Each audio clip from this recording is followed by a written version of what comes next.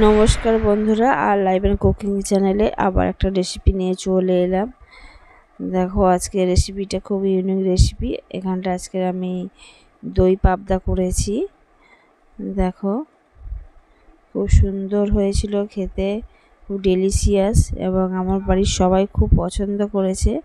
আমি নিজের মতো করে একটু করলাম, এর আগেও একবার করেছিলাম কিন্তু শেয়ার করা হয়নি, আজকে তোমাদের সঙ্গে শেয়ার করলাম। আর প্রথমে মাছগুলোকে আমি কেটে নিয়েছিলাম ভালো করে। এখানটায় প্রায় আমি 1 কিলো পাবদা নিয়েছিলাম, কিন্তু অল্প কিছু রান্না করেছি। আর দেখো, পাবদা মাছগুলো খুব বড় বড় ছিল সাইজে, খুবই বড় বড় ছিল। প্রায় দুটো পাবদা মিলিয়ে প্রায় 100 গ্রামের ওপরে ছিল। তা প্রথমে দেখো, মাছগুলোকে খুব ভালোভাবে কেটে পরিষ্কার করে নিয়েছি। এবার লবণ দিয়ে দিলাম আর হলুদ দিয়ে দেবো, দিয়ে ভালো করে মাছটাকে আমি মাখিয়ে প্রায় মিনিট 15 রেখে দেবো। দিয়ে অন্যদিকে আমি যেগুলো রান্না করতে দরকার হবে আমি সেইগুলোকে ভালো করে রেডি করে নেব। দেখো, মাছগুলোকে ভালোভাবে নুন আর হলুদ আর সামান্য তেল দিয়েছি, যা স্কিপ হয়ে গেছে, দিয়ে ভালো করে মাখিয়ে নিয়েছিলাম।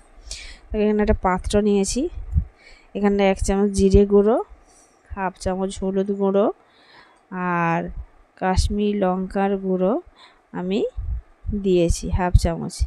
দিয়ে এটা জল দিয়ে আমি ভিজিয়ে রাখবো। দিলে এখানে যে জল দিয়ে ভিজিয়ে রাখলে একটা সুবিধা হয় কি, এখানে যে মশলাটা অরিজিনাল টেস্টটা সহজে পাওয়া যায় আগে থেকে ভিজিয়ে রাখলে। তা দেখো, প্রথমে কড়াটা বসিয়ে দিয়েছি। এবার কড়াটা গরম হয়ে গেছে, তেলটা দিয়ে দিলাম এবং মাছগুলোকে আমি ভেজে নেব। যেহেতু বড় বড় মাছ ছিল, তাই একসঙ্গে সব মাছগুলো ভাজা যায়নি, 3টে করে মাছ ভেজেছি। দেখো, ফাটছিল, ভালো করে পরিষ্কার করেছিল, তবু যেহেতু একটু চামড়াটা এদের হয়, স্কিনটা হয়, ফাটে, সেই জন্য দেখো কি বড় বড় মাছ। দেখো, একটু ভালো করে আমি ভেজে নিচ্ছি। আর এই দই পাবদাটা খেতে খুবই ভালো লাগে, আর খুব বেশি মশলারও প্রয়োজন হয় না, অল্প মশলাতেই হয়ে যায়, এবং আমার বাড়ির পরিবারের সবাই এটা খুব ভালোবাসে।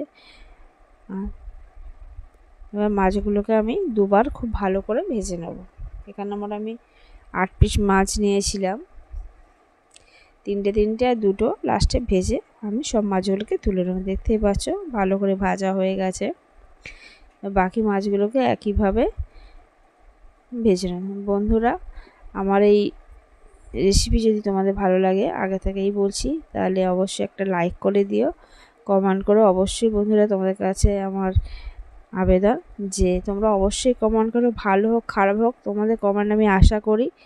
তোমরা একটু কমেন্ট করে জানিও কেমন লেগেছে। দেখো, তা প্রথমে আমি গ্রেট করে রাখা পেঁয়াজ দিয়ে দিলাম, পেঁয়াজটাকে আমি ভেজে নিলাম। এখানে দেখো, কিছুটা রসুন আমি গ্রেট করে রেখেছিলাম, সেই রসুনটাকেও দিয়ে দিলাম। দেখো, খুব বেশি মশলা এখানে কিন্তু ব্যবহার আমি করিনি, কিন্তু অল্প মশলাতে এটা খেতে খুবই ভালো লাগে। যেহেতু এখানে দইটা মুখ্য ভূমিকা, সেই জন্যে দইটা দিয়েই করব। আর যে মশলাটা আদাও দিয়ে দিয়েছিলাম, আদা রসুন পেঁয়াজ ভালো করে আমি আগে দিয়ে দিয়েছি। দিয়ে আমি ভাজা হয়ে যেতে এবার যে মশলাটা ভিজিয়ে রেখেছিলাম, জিরে, কাশ্মীরি লঙ্কার গুঁড়ো আর হলুদ, সেটা দিয়ে দিলাম। দিয়ে ভালো করে আমি এটা ভেজে নেব মশলাটাকে। আর 2টো কাঁচা লঙ্কা দিয়ে দিলাম, এখানে বেশি ঝাল ব্যবহার করব না। এবারে দেখো, মশলাটা প্রায় ভাজা ভাজা হয়ে গেলে এই সময় একটু লবণ দিয়ে দিলাম স্বাদ অনুযায়ী। আর এই সময় গ্যাসের ফ্লেমটা আমি একটু কমিয়ে দেবো ভাজাটা হয়ে গেলে। মশলা এরকম হয়ে গেছে সামান্য। আমি এবারে যে দইটা ফেটিয়ে রেখেছিলাম, এখানে রুম টেম্পারেচারের দই ছিল, এখানটায় 3 চামচ আমি দই ব্যবহার করি। দইটাকে আগে কাজু দিয়ে এটাকে আমি ব্লেন্ড করে নিয়েছিলাম। এখানটায় অল্প দই ব্যবহার করেছি, বেশি দইয়ের ব্যবহার করার দরকার নেই, অল্প দই খুব ভালো হবে। আর এই সময় একদম লোতে আঁচটা রাখতে হবে, যাতে দইটা ফেটে না যায়। আর সবচেয়ে বড় কথা, এটা আগে থেকেই যেহেতু আমি এটাকে ফেটে রেখেছিলাম, সেই জন্য দইটা ফেটে যাওয়ার কোনো সম্ভাবনাই থাকবে না।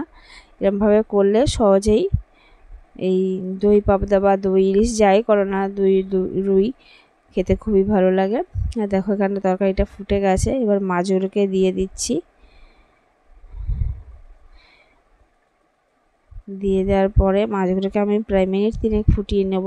আর যেহেতু এই মাছগুলো একটু নরম মাছ হয়, খুব বেশি ফোটানোর দরকার হয় না। দেখো একসঙ্গে অনেকগুলো মাছ, গ্রেভি তো খুব বেশি রাখিনি, এবার রাখার দরকার নেই, খুব খেতে ভালো হয়। তা বন্ধুরা, আমার এই রেসিপি আবারও বলছি, যদি ভালো লাগে অবশ্যই লাইক করে দেওয়া। যারা নতুন বন্ধু আছো, চ্যানেলে প্রথম দেখছো, তারা সাবস্ক্রাইব করে পাশে থেকো। আর পুরনো বন্ধুদের অনেক ধন্যবাদ যারা সাবস্ক্রাইব করে আমার পাশে আছো। আর পুরো ভিডিওটা তোমরা দেখো হয়ে গেছে, এবার নামিয়ে নিচ্ছি। দেখো কতটা সুন্দর হয়েছে। অবশ্যই বাড়িতে ট্রাই করো, খুব অল্প সময়ে অল্প তেল মশলা দিয়ে এই রান্নাটা হয়ে যায়। আর এটা গরম ভাতের সঙ্গে বা পোলাওর সঙ্গে খুবই খেতে ভালো লাগে। বন্ধুরা, আজকের রেসিপি আমার এই পর্যন্ত। আবার অন্য কোনো রেসিপি নিয়ে তোমাদের সামনে চলে আসবো। ততক্ষণ তোমরা ভালো থেকো, সুস্থ থেকো। অনেক অনেক ধন্যবাদ।